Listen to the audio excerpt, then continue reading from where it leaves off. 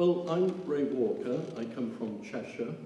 I worked for 12 years in Cheltenham with the lovely Everyman Theatre round the corner. I then took a teaching post up north, and back home I was born south of Manchester, and I now live in Wilmslow. So anyway, as I was saying, the D'Oyly Cart are very, very good in that they kept absolutely everything. They kept bills from suppliers of canvas, rope, and we know exactly how everything was put together there. So the family, just very quickly, the entrepreneur Richard here on the left, his son Rupert, and his daughter Bridget. And they all brought different things to the tradition of G&S. And everyone says, oh, it's set in stone and all very traditional and nothing ever gets changed. Not true. There are 41 scenic artists who, over the years, provided material for them. They made so much money out of G&S, they built their own theatre, the first to be lit by electricity. I'll come on to that later.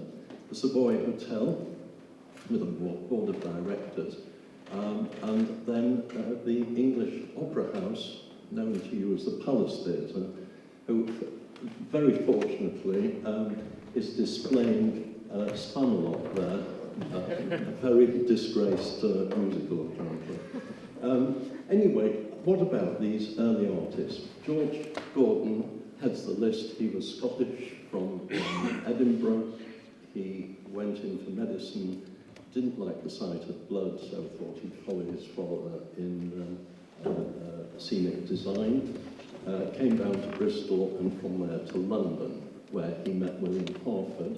They worked together. He was the one who tried to introduce to the West End chamber pots to mix colours, and it was very severely frowned on, and they wouldn't have any of it. Joseph Harker will be dealing quite a lot with William Beverley only touches the D'Oyly Cart scene, but then we come on to Hawes Craven and scenic painters like the sons of Joseph Harker, Alec Johnson, who were really very good. And this is Beverley's painting room at Drury Lane. I think it must be before the fire. I've not really checked this out for us today, because it doesn't look anything like that now. And here is the scenic painting room of Harker. He had this built by Henry Irving, D'Oyly Cart, and a George Alexander between them. And they, it was 1905 when this was opened, and there was so much demand for scenery, they needed more and more places in which to provide it. Here's another view. It shows the 4 cuts for raising and lowering of scenery.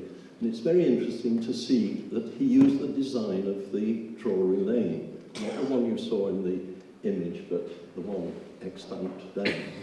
So there's Parker, who became quite an entrepreneur in his own right. He moved up from being a scenic painter to a scenic designer, coupled the 2 jobs together, very lucrative, had 7 children, 2 servants at home, and he wrote a book. And as we can see here, Forbes Robinson gave him a forward. We move on quickly now to Hawes Craven. And Hawes Craven is really Henry Hawes Craven Green. And he worked for Henry Irving at the Lyceum, where they painted in-house. And he then got taken on by D'Oyly Cart to also have a second line to do D'Oyly Cart scenery. And for all those operas there, he was the scenic designer. What is very interesting is that Hawes Craven headed the idea of supporting the widow of Julian Hicks, who died rather tragically in his 40s. Now, I put this slide up because it shows you that there's a brotherhood of scenic designers. They all work together. If they were short of work or had too much work, they'd call on assistants from elsewhere. And it was like a big family. A lot of them belonged to the Savage Club in London, and it was a very successful thing to, I don't know where I'm aiming, is that right? And here we can probably not see very clearly, but the blue dots are the scenic studios and the red dots are the cluster of West End theatres in the centre. But this one here at the bottom is the furthest in distance and is where in Walworth our friend Harker, that's it, thank you, our friend Harker had his studio built right a little higher up at Penrose Street. So we've got certain skills, obviously, that the scenic designers had, and it needs stating very clearly, and you're all aware of this, I'm sure, that all scenic designers were good landscape artists, fine art students in their own right. And so John O'Connor, this is his Venice, and Paul's Craven, this is his Ricardo. Now, where the skills come in is getting the perspective right. And he must have been in the front row of the dress circle to get the perspective for this. Because fortunately for us, the first indoor photographs were produced, and I'm sorry, I seem to have skipped. Wait a minute, what's happening here? Oh, we'll come back to it in a moment. We have something which has a bit of a query about it. Doyle Cart put together these scenic ground plans and a sketch of what each act should look like. Now, were they meant for the amateur stage, who were going to do these productions, or did they get sent on to the stage managers in the theatres that during touring they'd be about to go to? That's not been made clear. They only were done around the 1890s, 1880s, 1890s, and then seem to have gone out of fashion. But here's a ground plan, which to me was very useful, because you can't read it, but it talks about a platform or rostrum, David, at the top there. That's it, the one on the left there. Says 6 foot. And I thought that is very high. And if we look at the sketch in the same scenic plan, that's no more than 4 feet in height. But go to a music cover of the same period, and you can see that Major General Stanley there is on a rostrum which is above the heads of the chorus. It was 6 foot high. Just a little aside.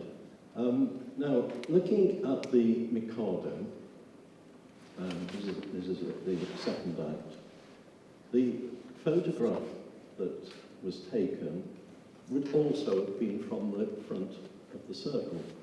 The perspective is exactly the same. Hold that in your mind and look again, and it's very, very similar. Now, I don't know what his idea originally was. What was it for saying to Cart, I want to offer you this, will you accept it? Or was it actually used in the painting studio? If it was, I don't see any grid lines on the downstage wings, which might have been helpful. But I just don't know what the plan was in those days.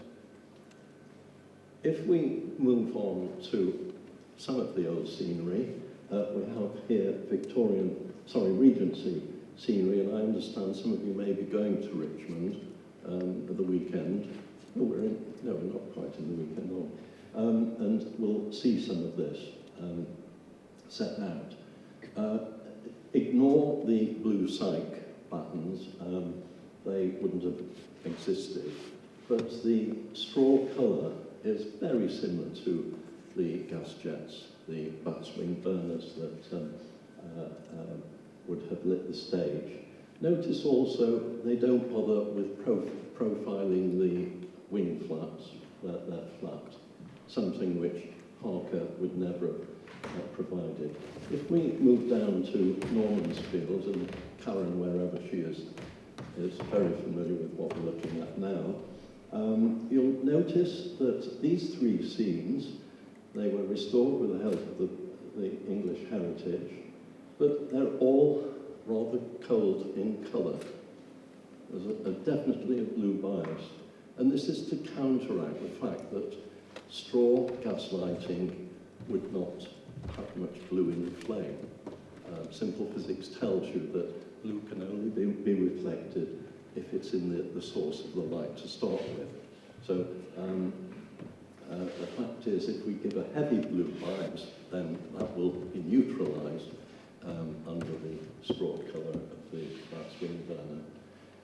Moving to the last show that Horst Craven did for the Savoy, Utopia, where an enormous £7,200 was spent on scenery and costumes, which in those days was a heck of a lot. You can see they're standing on what we think was a painted stage cloth, but no, parquet flooring was actually put under the Act 1 stage cloth for its appearance in Act 2.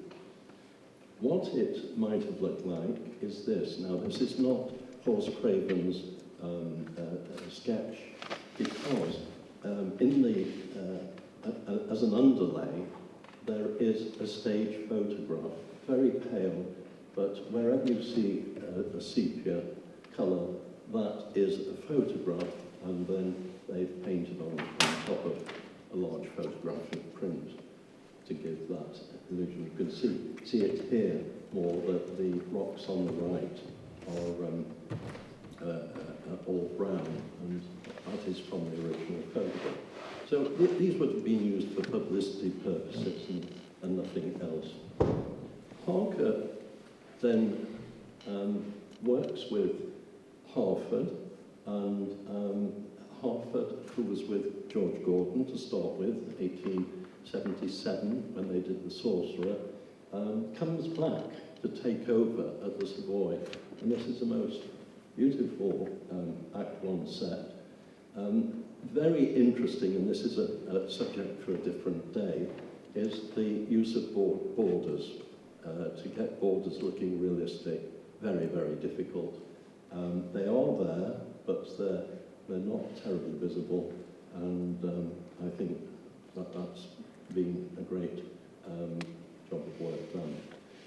We move forward to 1906, which is the earliest photo I've seen of the stage of the Yeoman of the God, and it is probably likely to be Horst Craven's set, which has been retouched and freshened up for the London revival that Helen Doyley-Cart, after her husband's death, put on for 2-3 years. They stopped playing in London for quite a long time. When I say in London, they were in the peripheries, but not the West End. And this was a revival. Down under,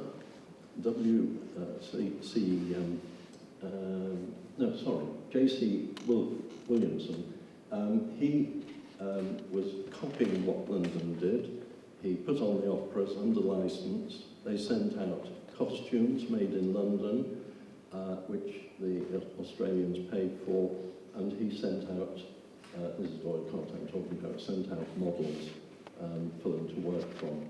So what they did in Australia was very authentic, and what J.C. Williamson certainly did was keep the traditional style running until about 1950.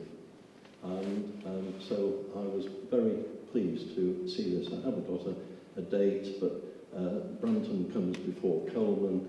This, I think, is Coleman's revival of 1927, but it could be some of the original scenery. Notice that the perspective of the White Tower is helped look realistic by having a retaining wall in front. That sort of stops the eye having any continuity with the downstage scenery and the upstage scenery. Around the 50s, I think this could have been the Festival of Britain 1951, either at Covent Garden or Sadler's Wells. They did Merry England, and they tried to, modern painting, trying to recreate the Victorian look with drop shadows on window frames, that sort of thing. And Rupert Dorley-Cart made a great mistake. He introduced this person, William Bridges Adams. He put on a good play in London that Cart went to see, and his background was the Shakespeare Memorial Theatre. He was a director there and trustee, and he was invited to work with Cart. And he was a great mistake because he was influenced by the minimalist fashion coming from the continent. And this is his drawing that you think is a preliminary sketch for Act 1 of Patience. Yet, in reality, that is what was produced on stage. Parker was furious. No individual leaves in foliage, nothing to catch the sunlight, and it's just mock colour, which he said a child could do. Well, leave that to you.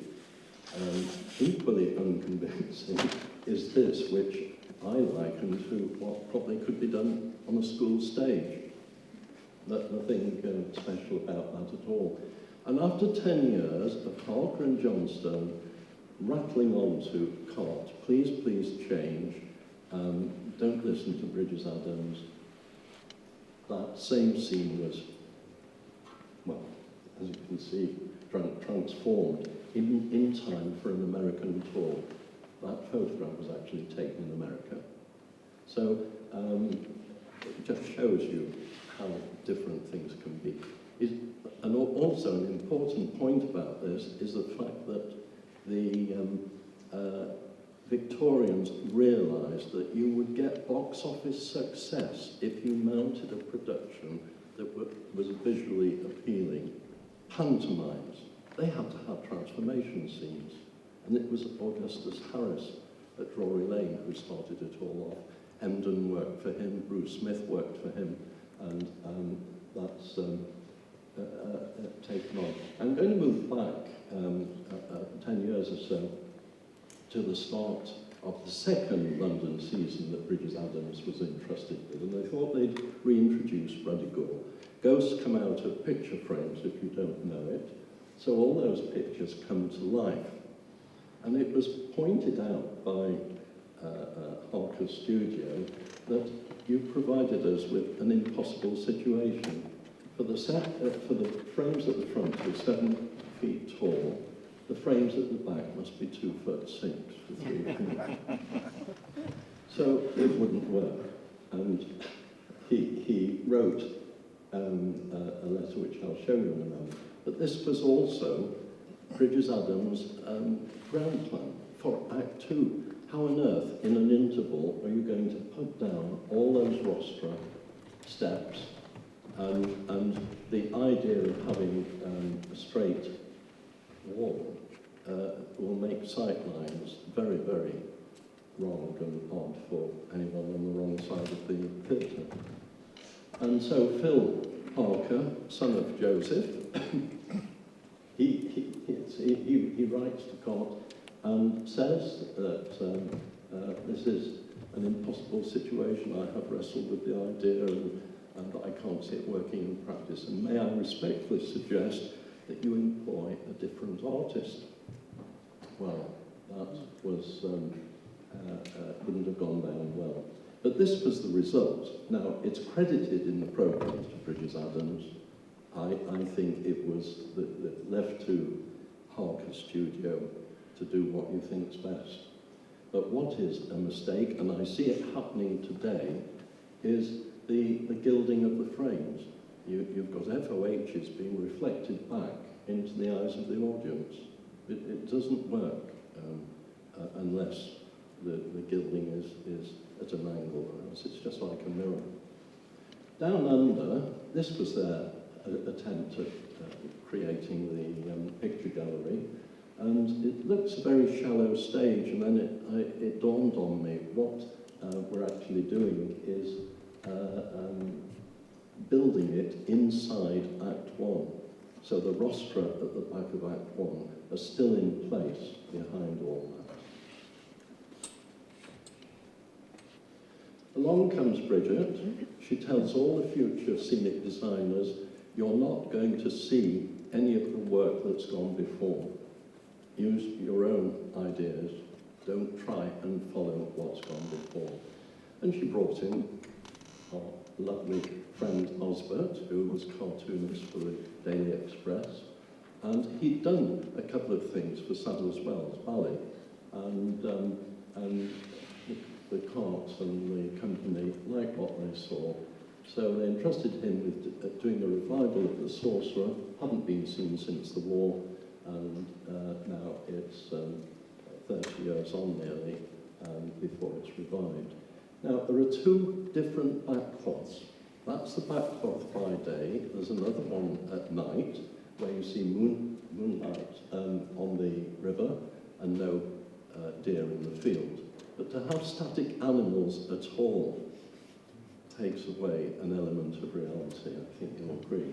But he got his idea from, you can see the Mansion House at the front here, he got his idea from this little book he put together, where he took a hamlet and showed 4 stages in the development of the hamlet, so from dusty lanes to tarmac roads, the horse and trap turning into a lorry or car, and the village front gone because water's underground. And it was a successful little book.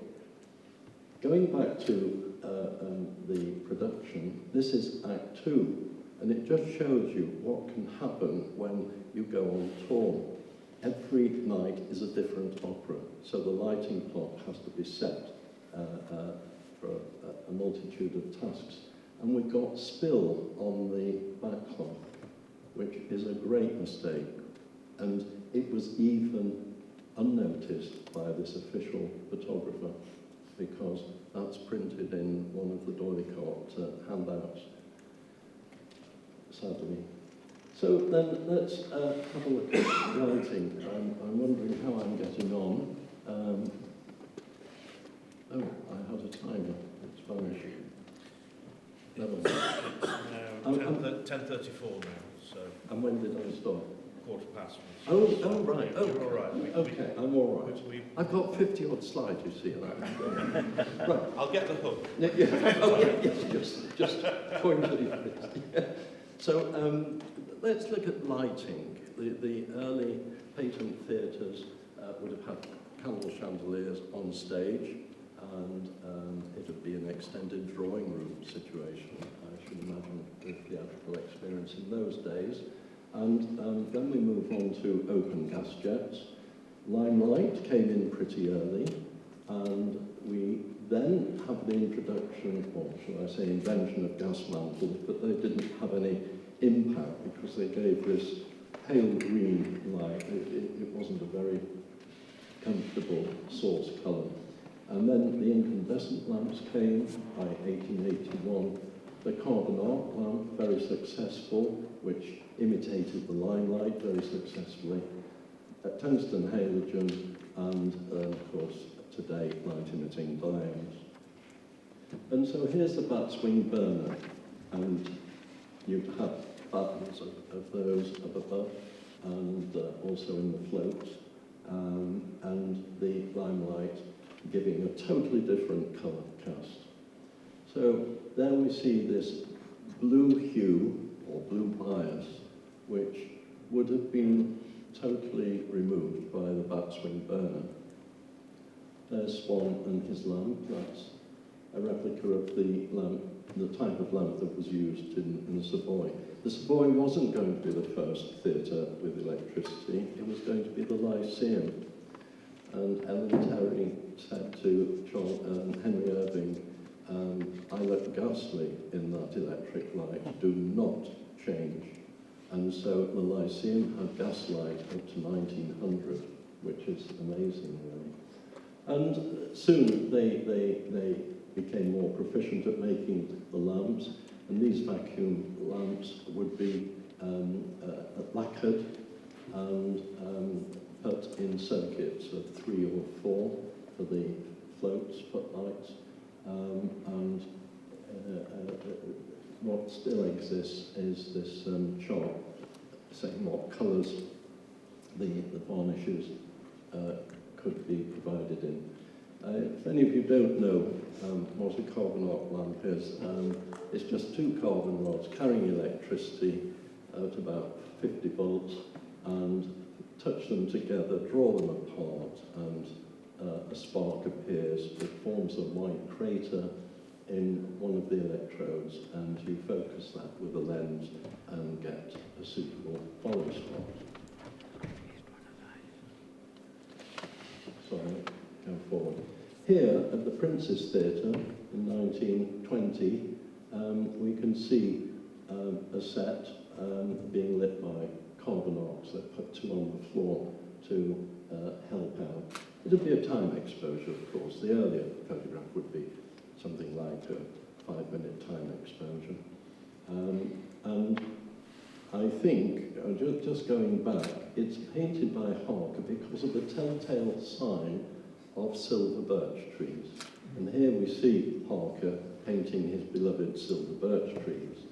And this comes from a British Pathé film which you can see on YouTube, and it's called 40 Foot Art, only a few minutes long, but even on the title here, they've shown a silver birch tree.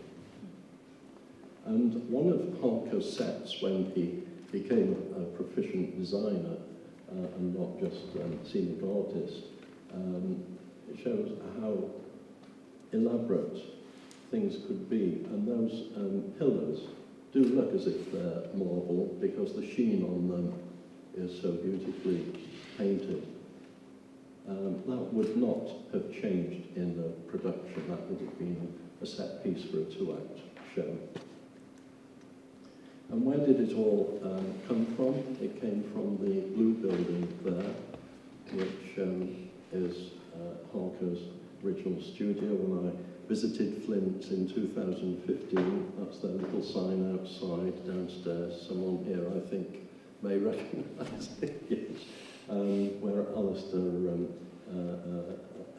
kept things preserved. And it's now a totally different situation, and I didn't know during my research that there would be a change and I wouldn't be able to do any inside photography at all. So anyway, that is that. Now, I was either going to end there or do a little bit as a postscript on lighting today and problems. Have I got 5 frames to... All right. Okay. So 21st century lighting, which is my hobby, by the way, always has been since a teenager. We can see, no, you won't be able to read at that distance, but this was the scenic plot for Patience in 1929, and it just talks about pale colours that when using straws, I would call it number 2 straw, you'd call it either 102 or 402, and then you have a sort of pale blue number 18 or 118, 418 in the buttons, and a few other circuits. Lavender was a favourite as well. And there were no cues. And that was sad. That really was sad, because to me, lighting carries a mood with it. And you need to use cues. The strange development of stage settings seems to be that we put an appropriate backdrop here of fleur-de-lis, and we have a central, very elaborate stage piece. This is Peter Rice, is his setting for Rossini's, one of Rossini's operas. And that would stay there for 2 acts, and you are therefore not taken into the mood of the scene or setting. Here is Scottish Opera's video. I took this from their video put out by the BBC. And in Act 1, The Merriest Fellows Are We, and David gave a suitable introduction, he really did. And you can see that these 2 flat pieces that will, like a transverse, pull apart and reveal a cyclorama behind. There's been no matching of the lighting. Now, did the lighting designer say, I like the colour of their jackets, therefore I'm going to match with them? But the irony is that the published photograph before the production was mounted was this. And you can see that you've got a vista of Venice. Looks rather nice. Again, though, I think if I was a scenic designer and artist, I'd be a bit upset that my buildings weren't shown properly. And I do think that a lighting designer has to work hand in hand with the people providing the scenery. There mustn't be any hierarchy. They must try and create the best result all around.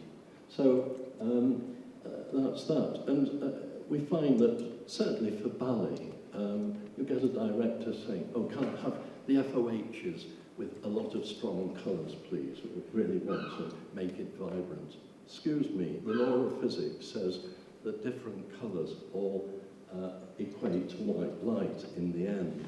So it doesn't work. The only way you can work strong colours is bringing them in from the sides or perches, and that can then work. So that's the effect I'd sort of aim for. Anyway, on that note, we've covered quite an area, but I wanted to make it different from the Teddington chat and more appropriate to you. So I'm around all day, so if there's not time now for questions, there certainly is later on. Thank you. And I've given you details of where all this research was done at the book, and I do thank the V&A and the British Library for access to all this material. It was all hidden away in the House Trust, and they really didn't want people to see it. It's all very sad. So the fact that it's been found at home where you and I can go and look at it is great. Thank you.